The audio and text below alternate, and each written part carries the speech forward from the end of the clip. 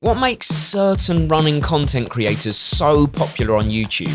What is it about them and their content, and how does YouTube or the algorithm work for them? I'm in such a privileged position to have been able to collaborate or meet most of the creators in the running space, and we consider ourselves friends with them all. So I want to use my understanding of how YouTube works, some call it the algorithm, as well as my knowledge of the YouTube running space in general to talk through just why these creators are doing so well and why they're worth a follow. And we're going to start the series with YouTube's current star who's on a proper tear up, Jake Barraclough, aka Run to Japan. Oh hey, I'm just about to start editing and I realised there's one thing I didn't say. This video is going to be about pure positivity. We're going to be highlighting all of the things that we think these creators do well and because we like them. So I want to see the same thing in the comments. A wiser person than me once said, if you can't think of anything nice to say, then just think harder. Alright, let's talk Jake.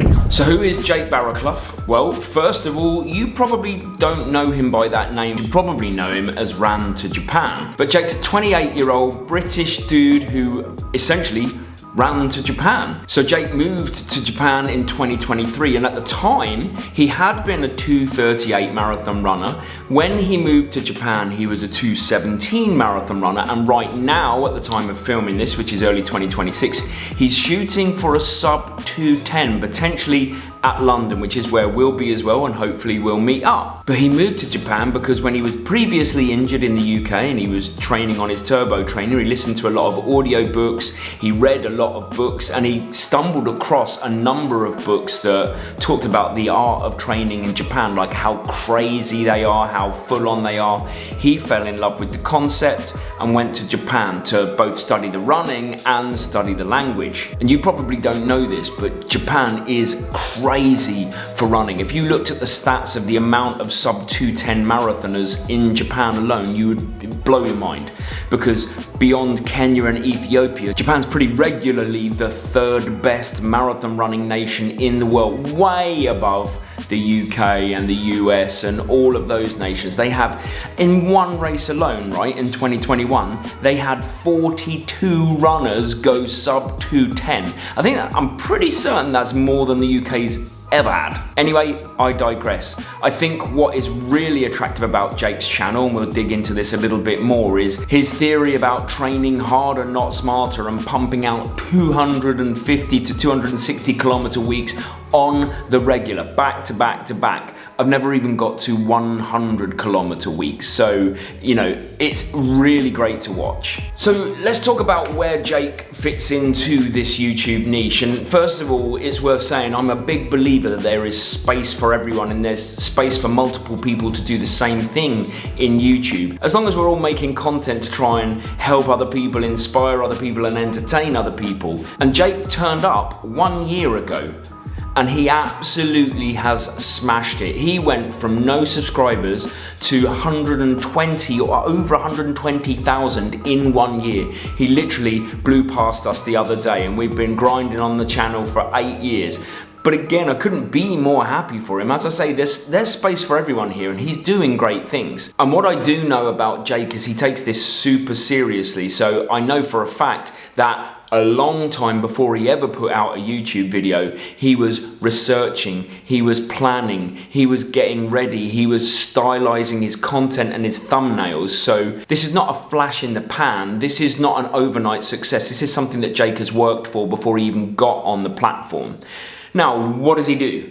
Essentially, he does two things that I think I love watching, and I know, speaking to lots of people, they love watching as well. Jake highlights Japan as a culture, as a country, but also the running culture there, which is fascinating for us Westerners to watch. And I know, I live in Thailand, and I love doing the same thing, trying to bring that Thai flavor. But he also puts in extraordinarily large volumes of training, which again goes outside of the norm, and people enjoy to watch and see how he gets on. I saw a funny thing, I can't remember, I think it was Citius Mag put something out on social media a little while ago where they tracked the training volumes of the world's top marathon runners and how much they put in over a year. And I think another friend of the channel, Rory Linkletter, was top. And then it turned out that they hadn't actually taken into account Jake, who had done something crazy like 1,000 miles more than Rory had even done. I might have got that bit wrong, I'll put it on the screen, but it was a tremendous amount more. So Jake puts in the volume. He does call himself a cart horse, but I think he's quite self-deprecating, which again is another string to his bow and what makes him so likable. So people watch Jake, in my opinion, for those two reasons before, but also that element of jeopardy that he himself talks about. Is this training style going to work for him? These huge volumes following the way of the Japanese runner, is that going to work out for him? Because of course, when he goes into races, he lives and dies by the sword as well, like the Japanese runners, which by the way, I'm a big fan of. I'd always read books saying that the Kenyans and Ethiopians do it as well. They go absolutely on their top paces, and if on the day they have to drop out or it's not their day, it's not their day.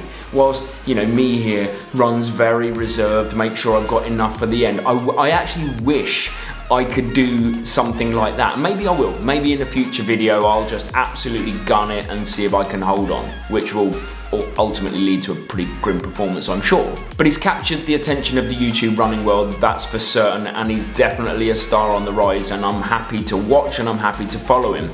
But how is the algorithm working for Jake? I think that's the interesting thing. Okay, first of all, let's talk about what the algorithm is, what it does, so that you understand it a little bit more. In the last 8 years as a YouTube creator, I've really focused on learning about how an algorithm works, trying to master it, mostly failing but sometimes succeeding. The algorithm is set up in a way that it's really what it wants to do is it wants to give content to the right people to enable them to stay on the platform for longer. Because the more you're on the platform, the more I'm on the platform, the more ad revenue YouTube makes, the more revenue generally it makes. So everything is based around understanding the content that you create, giving it to the right people, and then doing that over and over and over again consistently and building the amount of people it gives you. It's not that difficult really to understand.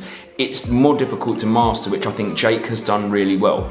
Because here's a few things that you need to know about Jake. He's very consistent in his approach, in the content he makes, and even his thumbnails. Have a look at his thumbnails here on his channel. All extremely consistent, the same font, the same color, the same split screens, the same red arrows, and also almost all of his shots, if you have a look, are kind of mid-level running shots. So they're not close-ups, they're not just faces, they're generally the majority of the body in that frame.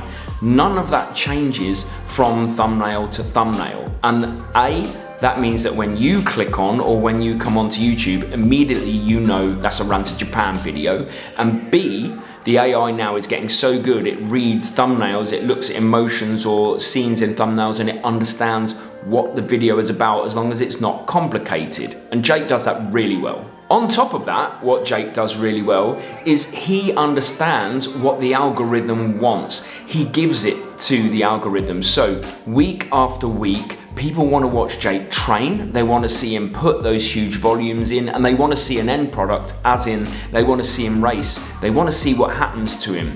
And it's all tied together with his quite unique and really interesting personality. He's very relaxed on camera straight away. He's not stuffy, he's not awkward, he's down to earth, enjoyable to listen to. And also another thing I think is if you're not British, listening to Jake call someone a weapon or scram to Japan segments, these are such British phrases that are so nice and niche and interesting to hear if you're from the UK, but also if you're from outside the UK. So Jake understands, and the algorithm understands what it wants, and therefore when you have those two things, and Jake keeps it quite simple, racing content, training content, over and over and over in different ways, in interesting ways, but the algorithm is not confused. The algorithm absolutely knows who wants this, who should it push it to, and when it gives it to Jake's core audience,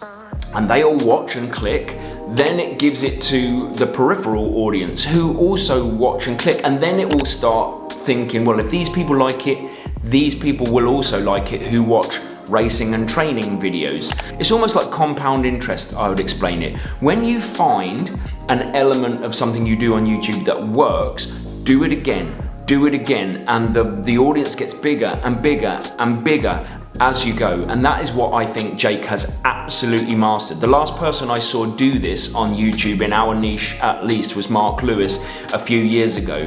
He absolutely dialed down on his content and did it again and again and again, and he grew hugely very quickly. And Jake is doing that right now, so fair play to him. And I would say the final thing that I think Jake does super well is his personality. Now, pros are waking up to the fact that YouTube could be an additional revenue source, but not all pros have that type of personality that makes it easy to watch. Jake removes the friction of watching, because not only are you getting all of his training and him working hard, you're getting a really good personality to watch as well. Someone that's enjoyable to listen to, that has interesting takes, that's humorous. And I think when you combine those two, because of the want and the need for people to watch how the people at the punchy end are doing it, then you've got a massively winning combination. And for those reasons, it's very clear to me why Jake is absolutely flying, and I want to see him fly more.